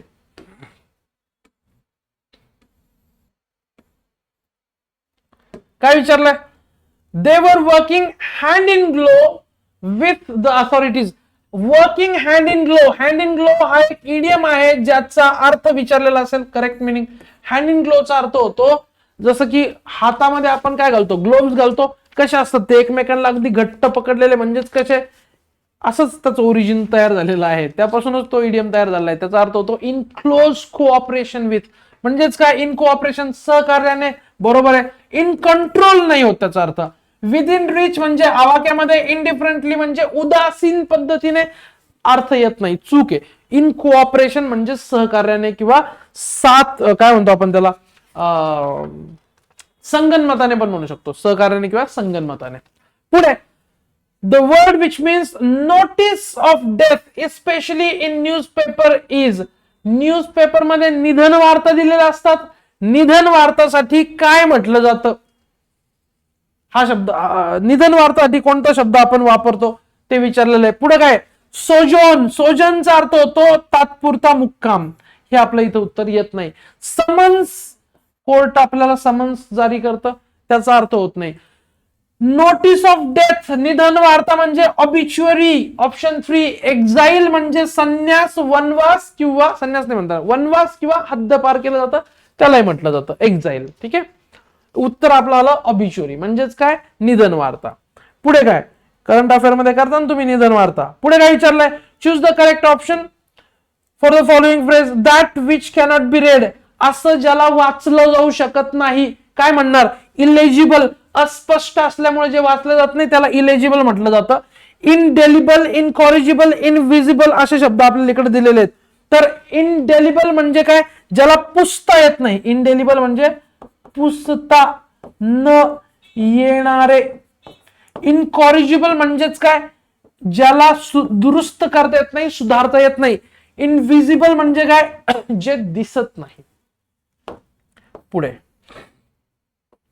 हा काय म्हटलं जातं बघा, Valmiki is the Homer of India. Homer कोण होतं माहितीये का, एन्शंट ग्रीक पोएट. ग्रीस मधला खूप प्राचीन एक कवी होते होमर. आणि वाल्मिकी यांना म्हटलं जातं की भारताचे होमर आहेत.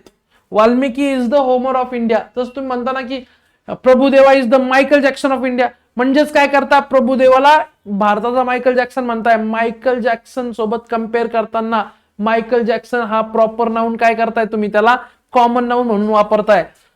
Underline proper noun Homer is in the sentence have been used as what. कसा वापरला गेला होमरला, common noun, collective noun, material noun, abstract noun. Abstract noun मध्ये जनरली भावना येतात, प्रेम करणे, टू लव्ह, लाईक, हेट वगैरे. मटेरियल नाउन आहे का होमर, नाही. कलेक्टिव्ह नाउन म्हणजे संचय, समूहाला दिलेलं नाव. होमर एका व्यक्तीचं नाव होतं. वाल्मिकी यांना होमर म्हटलं जातंय. कम्पेअर करताना होमरला आपण इथं कॉमन नाउन म्हणून वापरतोय. ऑप्शन 3 ए ओनली उत्तर येतं. The phrase which semantically substitute the word misogynist is. Misogynist म्हणजे कोण, स्त्री द्वेष्टा. मिस म्हणजे टू हेट, मिस म्हणजेच टू हेट. ग्रीक भाषेतला शब्द आहे मिझिन म्हणजे द्वेष करणे. ग्रीक भाषेतला शब्द आहे गाइन म्हणजेच काय, स्त्री, फिमेल, महिला. मिझॉजिनस्ट इथं सफिक्स काय, आयएसटी. आयएसटी म्हणजे बिलीव्हर किंवा विचार करणारा, किंवा अशी एखादी व्यक्ती जी ह्या गोष्टीमध्ये विश्वास ठेवते. मग स्त्री द्वेष मध्ये विश्वास ठेवणारा काय झाला, स्त्री द्वेष्टा म्हणजेच काय झाला, मिझॉजिनस्ट. काय दिलंय, वन हू हेट्स विमेन. उत्तर आलं तुमचं, महिलांचा द्वेष करणारा. वन हू हेट्स मॅनकाइंडला काय म्हणतो आपण, मिझॅन्थ्रोप. मिझॅन्थ्रोप. त्यानंतर काय, वन हू हेट्स मॅरेज, मिझॉगमिस्ट. मिझॉगमिस्ट म्हणजे काय, लग्नाचा, विवाह व्यवस्थेचा द्वेष करणारा. One who looks at the dark side of things, नेहमी निराशाजनक विचार करणारा, नेगेटिव्ह विचार करणारा. पेसिमिस्ट म्हटलं जातं त्याला, पेसिमिस्ट. पेसिमिस्टचा विरुद्धार्थी काय होतो, ऑप्टिमिस्ट. लॅटिन मध्ये ऑप्टिमस म्हणजे खूप चांगलं, सर्वोत्कृष्ट. पेसिमस शब्द आहे लॅटिन मध्ये, याचा अर्थ होतो सर्वात वाईट, वर्स्ट. तिथून इंग्रजीत शब्द तयार झाले. पेसिमिस्ट म्हणजे सगळ्यात वाईट विचार करणारा, नेगेटिव्ह विचार करणारा, नकारात्मक विचार करणारा. ठीक आहे, आणि नेगेटिव्ह विचार करणारा. आणि ऑप्टिमस म्हणजे सर्वात चांगलं, ऑप्टिमिस्टिक म्हणजे चांगला विचार करणारा. मग उत्तर आपलं आलं इथं option 1.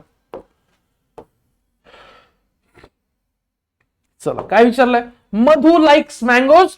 The old man sat in a corner. इथं लाइक्स या वर्बला आणि इथं सॅट या वर्बला अंडरलाईन केलंय. आणि हे कोणत्या प्रकारचे वर्ब्स आहेत ते विचारलंय. मधु सब्जेक्ट आहे, लाइक्स वर्ब आहे, मँगोज ऑब्जेक्ट आहे. मधु लाइक्स मँगोज, मधुला आंबे आवडतात. सब्जेक्ट आणि ऑब्जेक्ट दोन्ही पण आहे एखाद्या वाक्यामध्ये, म्हणजे तो वर्ब काय झाला, ट्रान्झिटिव्ह वर्ब झाला.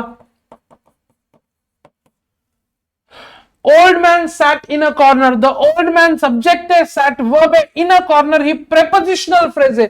ह्या वाक्यात ऑब्जेक्ट नाहीये. इन अ कॉर्नर ही प्रेपोजिशनल फ्रेज आहे जी ठिकाण दाखवते की ओल्ड मॅन कुठे बसलाय. ऑब्जेक्ट नाहीये म्हणजे वर्ब कसा झाला इंट्रान्झिटिव्ह. म्हणजेच आपलं उत्तर काय आलं पाहिजे ट्रान्झिटिव्ह इंट्रान्झिटिव्ह. ट्रान्झिटिव्ह नाही, इंट्रान्झिटिव्ह नाही, ट्रान्झिटिव्ह इंट्रान्झिटिव्ह. ऑप्शन बी उत्तर येतं. ऑप्शन बी कुठे दिलंय ऑप्शन 2 मध्ये. आलं उत्तर तुमचं. पुढे काय विचारलंय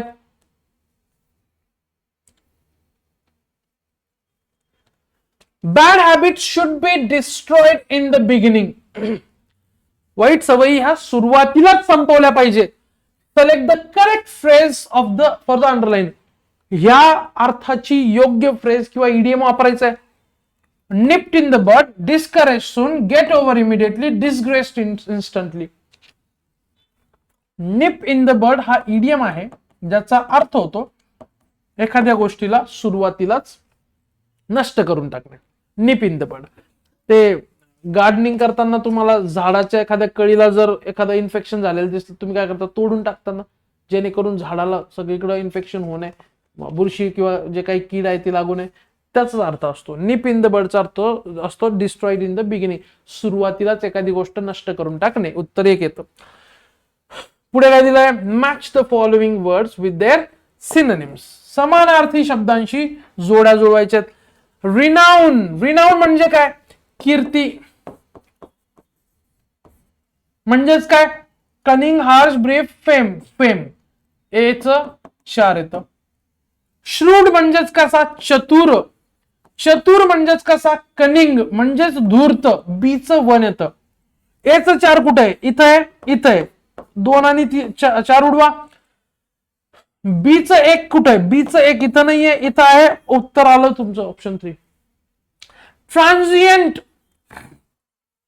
ट्रान्झिएंट म्हणजे कसा जो की क्षणिक आहे. म्हणजेच कसा क्षणिक थोड्या वेळासाठी. म्हणजेच ब्रीफ. ऑप्शन 3. सीचं 3 दिलेलंच आहे सगळीकडे. स्टर्न म्हणजेच हार्श म्हणजेच कठोर. कठोर. डीचं 2. डीचं 2 सुद्धा इथंच दिलेलं एकाच पर्यायामध्ये. ऑप्शन 3 तुमचं उत्तर कन्फर्म झालं. पुढे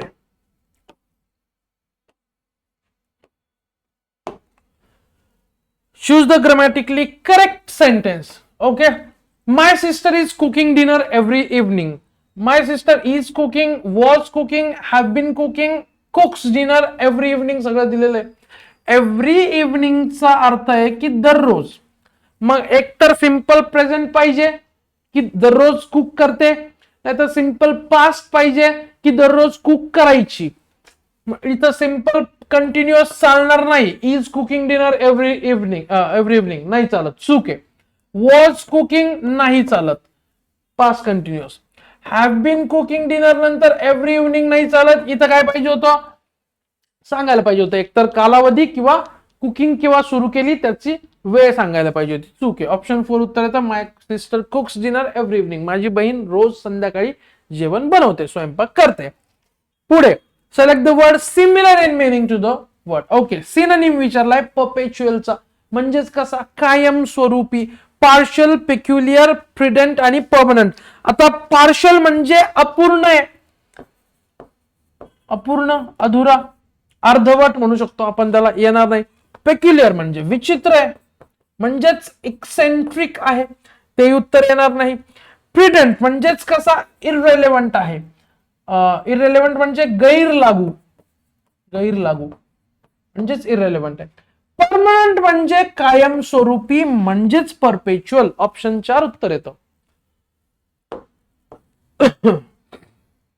पुढे she handed me a bunch of flowers. इथं वाक्यामध्ये ना काय करायला सांगितलंय select the correct passive voice. चला व्हॉइसचा प्रश्न आहे. She handed me a bunch of flowers. कधी पण व्हॉइस आल्यानंतर पाहायचं की वर्ब कोणत्या प्रकारचा आहे. जर वाक्यात एक ऑब्जेक्ट असेल तर वर्ब ट्रान्झिटिव्ह आहे. वाक्यात 2 ऑब्जेक्ट असेल तर वर्ब डाय ट्रान्झिटिव्ह आहे. वाक्यात ऑब्जेक्ट नसेल तर ऍक्टिव्हचा पॅसिव्ह होतच नाही. ठीक आहे, मग एक तर ट्रान्झिटिव्ह किंवा डाय ट्रान्झिटिव्ह पाहिजे. इथं हँडेड डाय ट्रान्झिटिव्ह म्हणजे वाक्यात 2 ऑब्जेक्ट आहे. She handed me a bunch of flowers. तिने माझ्या हातात फुलांचा एक गुच्छ दिला. शी सब्जेक्ट आहे, हँडेड वर्ब आहे, तिने माझ्याकडे दिला म्हणजे मी इनडायरेक्ट ऑब्जेक्ट झालो. जे दिलं ते डायरेक्ट ऑब्जेक्ट आहे, अ बंच ऑफ फ्लावर्स. मग इथं अशा वाक्यांचा पॅसिव्ह करताना एकतर इनडायरेक्ट ऑब्जेक्ट पासून होऊ शकतो किंवा डायरेक्ट ऑब्जेक्ट पासून होऊ शकतो. दोन पॉसिबल आन्सर्स आहे त्याच्यामध्ये. जर ह्या ऑब्जेक्टचा सब्जेक्ट केला तर मीच करा आय, आणि जर ह्या डायरेक्ट ऑब्जेक्टचा केला तर अ बंच ऑफ फ्लावर्सने पण वाक्य सुरू होऊ शकतं. इथं दोन्ही ऑप्शन दिले, अ बंच ऑफ फ्लावर्स आणि I, a bunch of flowers आणि आय. बरोबर. अशा वाक्याला पॅसिव्ह करताना वर्ब काय, हँडेड V2 आहे सिंपल पास्ट. सिंपल पास्टच्या वाक्याचा ऍक्टिव्ह व्हॉइस मध्ये वर्ब असतो V2, पॅसिव्ह व्हॉइस मध्ये वर्ब असतो वॉज किंवा वेअर प्लस V3. वॉज किंवा वेअर प्लस V3. हँडेडचं काय होणार आहे मग, वॉज हँडेड किंवा वर हँडेड. इथं मी काय सिंग्युलर आहे, अ बंच ऑफ फ्लावर्स काय सिंग्युलर आहे का, इथं नाउन काय बंच कलेक्टिव्ह नाउन आहे, इथं फ्लावर सब्जेक्ट नाही आहे, हा बंच हा सब्जेक्ट आहे, सिंग्युलर आहे तो. म्हणून आपला वर्ब काय पाहिजे, was handed, was handed. Show the was handed. Was handed ठेवा, वॉज हँडेड ठेवा, वर हँडेड उडवा, प्लुरल आहे, हॅव बीन हँडेड उडवा, एलिमिनेट करा. ऑप्शन 2 उरले, दोन्ही पैकी आपल्याला चेक करायचं आहे बरोबर आहे की नाही. A bunch of flowers was handed to me, हे वाक्य बरोबर आहे. I was handed a bunch of flowers by her, हे वाक्य बरोबर आहे. ए आणि बी दोन्ही बरोबर आहे. ऑप्शन वर उत्तर आलं. डन झालं आपलं. पुढे 90वा प्रश्न काय विचारलाय. She said to me shall I return these notes by Monday. सगळ्यात पहिले दीज दोज कुठे दिसतंय का, those notes, those notes, those notes, these notes, या बेसिस वरती याला उडवा. चला इथं काय प्रश्न आहे ना, मग शी सेड टू मीचं करा, शी आस्क्ड मी. ठीक आहे. आता हा जो रिपोर्टेड स्पीच आहे कशाने सुरू झाला, शॅल म्हणजे हेल्पिंग वर्बने. प्रश्न दोन प्रकारचे असतात इंट्रोगेटिव्ह सेंटेन्सेस, एक तर WH प्रश्न किंवा येस नो टाइपचे, म्हणजेच वर्बल क्वेश्चन्स म्हणतो आपण यांना. जर WH क्वेश्चन वर्डने सुरू झाला तर WH आहे. येस नो आहे म्हणजे काय, हेल्पिंग वर्बने सुरू होतो. शॅलने सुरू झाला हेल्पिंग वर्बने म्हणजे कोणत्या प्रकारचा क्वेश्चन आहे, येस नो. मग याचा इनडायरेक्ट करताना आपण काय वापरतो, इफ किंवा वेदर वापरतो. इफ किंवा वेदर दिलंय का इथं, इफ इफ इफ इफ सगळीकडे ठेवा. आता डायरेक्ट स्पीच मध्ये जर एखादं वाक्य प्रश्न म्हणजे इंट्रोगेटिव्ह सेंटेन्स म्हणून दिला असेल, त्याचा इनडायरेक्ट स्पीच करताना त्याला असर्टिव्ह सेंटेन्स मध्ये लिहायचं असतं. दोघांमध्ये फरक काय, इथं प्रश्नात अगोदर हेल्पिंग वर्ब येतो, मग सब्जेक्ट, मग मेन वर्ब येतो. असर्टिव्ह सेंटेन्स मध्ये आधी सब्जेक्ट, मग हेल्पिंग वर्ब गरज असेल तर, आणि मग मेन वर्ब येतो. आता शी आस्क्ड मी, इफ पर्यंत आलो आपण. She asked me if, she asked, इथं मी नाहीये, मी नाहीये इथं, मी गाळलेला आहे. ऑप्शन 2 एलिमिनेट करा. शी आस्क्ड मी इफ, इथं काय दिलं, आय फर्स्ट पर्सन प्रोनाउन आहे. जर फर्स्ट पर्सन प्रोनाउन वापरला असेल इथं तर कुणानुसार बदलेल तो, सब्जेक्ट नुसार. सब्जेक्ट कोण आहे, शी. मग इथं आयचा काय होणार आहे, she. She asked me if I should नाही होणार, मग इफ शी शुड. शलचं काय होणार आहे, शुड होणार आहे. रिटर्न दीज ऐवजी होणार आहे दोज नोट्स बाय मंडे, जसं तसं आलं. ऑप्शन 3 उत्तर आहे तुमचं. पुढे जाऊया. काय विचारलंय, identify the correct sentences. Okay, योग्य वाक्य. The girl which is standing near the counter is a television actress. ती मुलगी जी टेलिव्हिजन काउंटर, काय जी काउंटरच्या जवळ उभी आहे ती टेलिव्हिजन ऍक्ट्रेस आहे. आता समजून घ्या, जर तुम्हाला विचारायचं असेल कोणती मुलगी, तर तुम्ही प्रश्न विचारताना म्हणू शकता विच गर्ल. तुम्ही हु गर्ल म्हणू शकता का रे, who girl is standing near the counter. तुम्हाला जर म्हणायचं असेल काउंटर जवळ कोण मुलगी उभी आहे, तुम्ही काय म्हणाल, which girl is standing near the counter. की तुम्ही म्हणाल who girl is standing near the counter, नाही म्हणणार ना हु गर्ल, काय म्हणणार, विच गर्ल. पण रिलेटिव्ह प्रोनाउन म्हणून जेव्हा तुम्ही वापरता ना, तेव्हा गर्ल काय व्यक्ती आहे, म्हणून तिथं विच हा रिलेटिव्ह प्रोनाउन नाही चालत, तिथं हु वापरावा लागतो. विच हा वस्तूंसाठी वापरला जातो, प्राण्यांसाठी वापरला जातो. गर्ल व्यक्ती आहे, व्यक्तींसाठी आपण हु हुम वापरतो. सब्जेक्टिव्ह केस मध्ये हु वापरतो. The girl which is standing नाही, the girl who is standing near the counter is a television actress. हे वाक्य चूक आहे, इथं विचच्या ऐवजी हु पाहिजे होतं. एलिमिनेट करा, हे दोन्ही गेले. काय बी आणि सी उरलं, काय बी पाहिजे फक्त आपल्याला चेक करायचं, कारण सी दोन्हीकडे दिलंय ते बरोबरच असणार आहे. सी चेक करायची गरज नव्हती. बघून घ्या, the gentleman who came in the morning has left a note for you. इथं हु वापरलाय कुणासाठी, द जेंटलमन व्यक्ती आहे ना, म्हणून रिलेटिव्ह प्रोनाउन हु बरोबर वापरलाय, म्हणून सी बरोबरच आहे. The table which we bought yesterday is made of teak wood. मग इथं द टेबल हा काय वस्तू आहे ना, टेबल वस्तूसाठी विच हा रिलेटिव्ह प्रोनाउन बरोबर आहे, म्हणून बी आणि सी दोन्ही बरोबर आहे. ऑप्शन 1 एलिमिनेट करा. 3 उत्तर आलं. बी आणि सी दोन्ही वाक्य ग्रामॅटिकली करेक्ट आहेत. उत्तर 3 सॉरी. पुढचा प्रश्न काय विचारला आहे, he is more a philosopher than a poet. 3 वाक्य दिले, विचारला आयडेंटिफाय द कॉम्प्लेक्स सेंटेन्स. ठीक आहे, ही सब्जेक्ट आहे, इज वर्ब आहे, मोर अ फिलॉसॉफर दॅन अ पोएट. या वाक्यात एक सब्जेक्ट एकच प्रेडिकेट आहे, हे सिंपल सेंटेन्स आहे. एलिमिनेट करा, आपल्याला कॉम्प्लेक्स पाहिजे. ए उत्तर नाहीये. वेस्ट नॉट वॉन्ट नॉट ही एक म्हण आहे,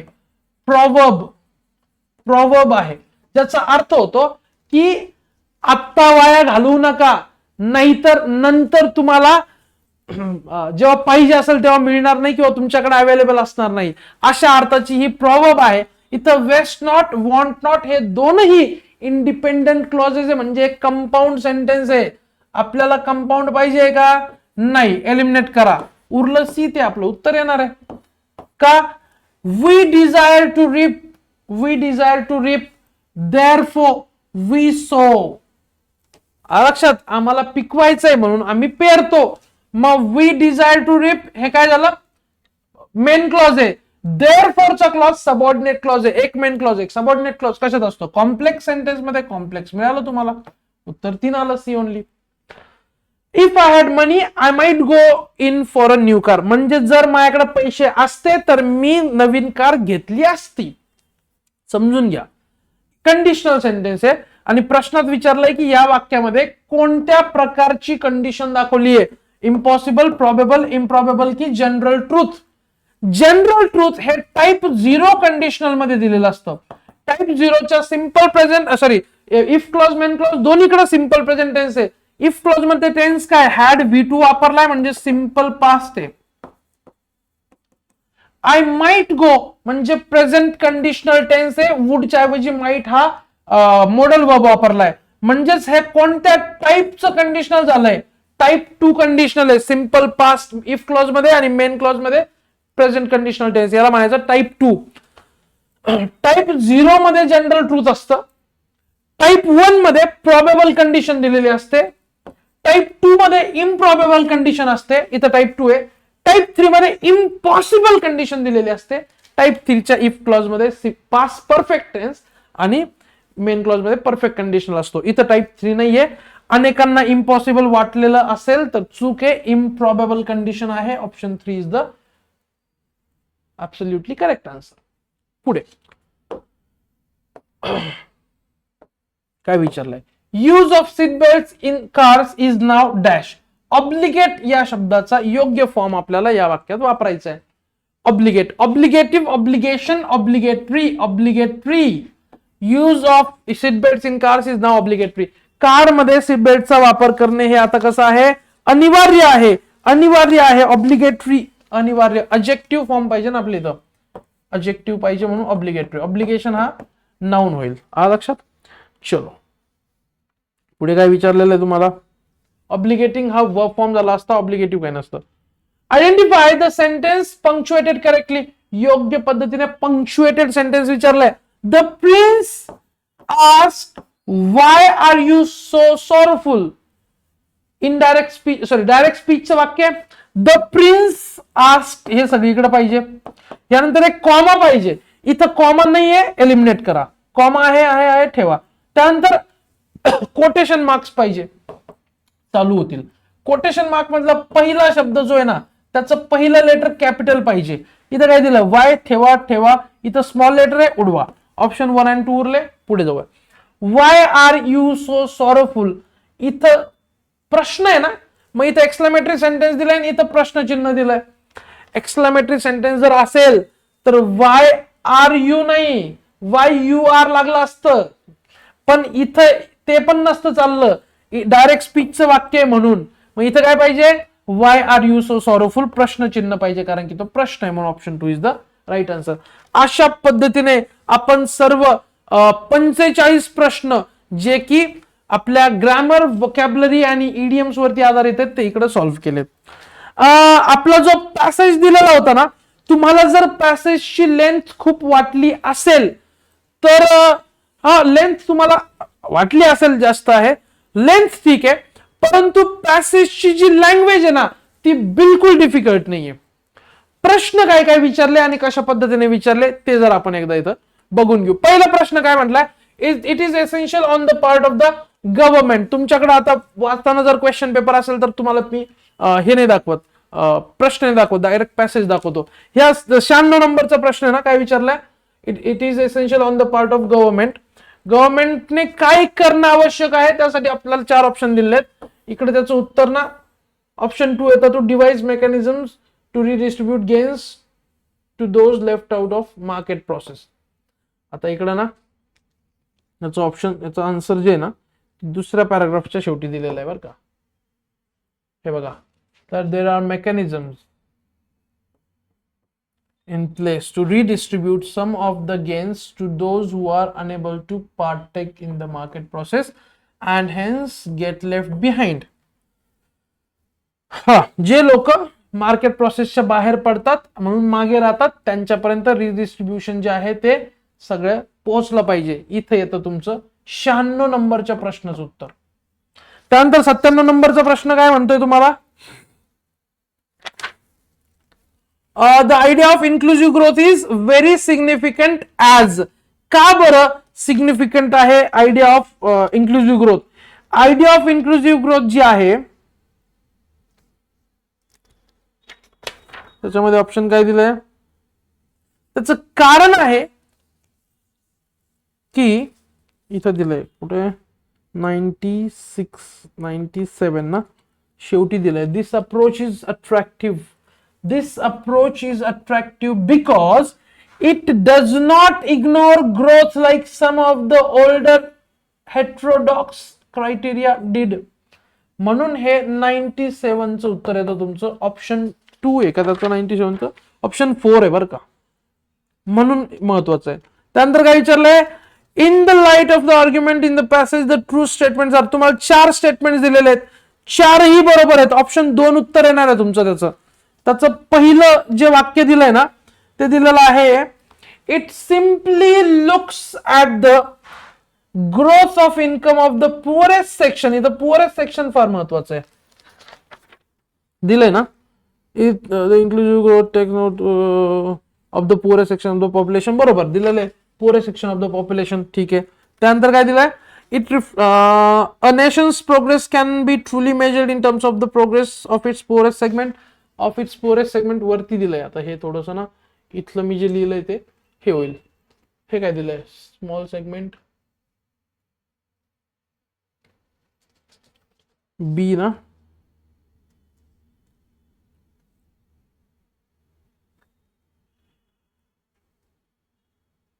इथं दिलंय ना, a simple way of giving idea growth measure nation's progress in terms of the progress of its poorest segment. हे बरोबर आहे, ठीक आहे. हे आहे बी बरं का. हे इथं ए होतं, 97चं ए नाही 98 आहे ना तो, 98चं ए, 98चं ए, 98चं बी, 98चं जे सी आहे ते वरती आहे, ठीक आहे. 98चं डी कुठे आहे,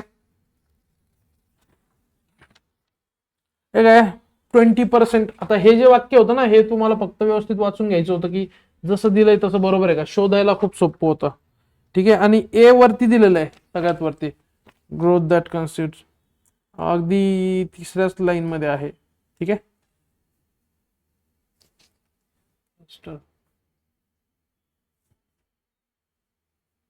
वरती आहे. त्यानंतर काय 99 नंबरचा प्रश्न काय विचारलाय, the latter is cause for celebration but not the former. इथं दिलंय बघा, the latter is the cause for celebration but not the former. हे का म्हटलंय? A nation interested in inclusive growth views the same growth differently depending on whether the gains of the growth are the gains of the growth are heaped primarily on a small segment की shared widely by the population. हे जे पहिली गोष्ट आहे ती काही एवढी महत्वाची नाहीये, पण shared widely by the population is the cause of celebration म्हटलंय. द लॅटर म्हणजे नंतरचं, पहिले हे लिहिलंय नंतर हे लिहिलंय, मग नंतरचं म्हणजे shared widely by the population. त्याचं ऑप्शन दिलेलं आहे तुम्हाला ऑप्शन 4 मध्ये दिलेलं आहे. आणि 100 नंबरचा प्रश्न विचारलाय, the underlying argument in the passage is the plea for what the real inclusive growth in the country. Option B कुठे दिलेलं आहे? 100चं इकडे वरतीच दिलेलं आहे. इकॉनॉमिक पॉलिसीज अँड डिसिजन्स देते त्यामध्ये. येस, इलॅबोरेटिंग द आयडिया कुठे वरती आहे. ठीक आहे, हे पूर्ण येतं त्यामध्ये. ठीक आहे, तर त्याचं उत्तर जे आहे तुमचं ऑप्शन 2 येतं, real inclusive growth in the country. अशा पद्धतीने मित्रांनो सर्व 50 प्रश्न आपण या सेशन मध्ये अनालाइज केले आहेत. जेवढं जास्त अॅक्युरसी या सेशनच्या माध्यमातून मेंटेन करणं शक्य आहे, म्हणजे मी प्रयत्न केलाय की 100% अॅक्युरसी या एक्सप्लेनेशनच्या माध्यमातून तुमच्यापर्यंत पोहोचवण्याचा. ठीक आहे, होऊ शकतं डेटॉल पण 100% नाही गॅरंटी घेत, कधी 99.99% सांगतो. एखादं माझं आर्ग्युमेंट चुकीचं असू शकतं, कारण की शॉर्ट टर्म मध्ये जर मी एखादं जर नवीन क्वेश्चन त्याचं वाचलं असेल तर. पण जेवढं माझं नॉलेज मी त्यामध्ये वापरलेलं आहे अगदी 99, मी तर स्वतः तुम्हाला 100% सांगतो की अशाच पद्धतीने सगळ्या तुमच्या पॅसेज सगळ्या पेपर मधल्या 50च्या 50 प्रश्नांची उत्तर जी ती असायला पाहिजे. ह्याच्या व्यतिरिक्त जे आन्सर की आल्यानंतर, पहिली आन्सर की आल्यानंतर तुम्ही जर पाहिलं तर ह्याच्यामधलं तुम्हाला लक्षात येईल. आणि आयोगाचं जर का काही चुकलेलं असेल, जे की 1-2 क्वेश्चन मी तुम्हाला सांगितले की डाऊटफुल होतं एक प्रश्न, तर त्याच्याबद्दल पण जे आहे आपण पहिली आन्सर की येईपर्यंत वाट पाहूया. चला तर तुर्तास इथं सेशनला विराम देतो आणि तुम्हा सर्वांची रजा घेतो. आय होप तुम्हा सर्वांना हे जे सगळं एक्सप्लेनेशन आहे ते आवडलं असावं. पुन्हा एकदा सांगतो, माझं नाव शरद गायके आणि एमपीएससीच्या माध्यमातून जेवढ्याही काही ग्रुप बी, ग्रुप सी वगैरे या सगळ्या परीक्षा घेतल्या जातात, या सगळ्यांची तयारी जी आहे ती मी करून घेत असतो. आणि माझ्या प्रत्येक लेक्चरमध्ये जे आहे विद्यार्थ्यांना माझ्यापर्यंत पोहोचता यावं यासाठी मी माझा अगदी पर्सनल नंबर तुमच्याशी शेअर करत असतो.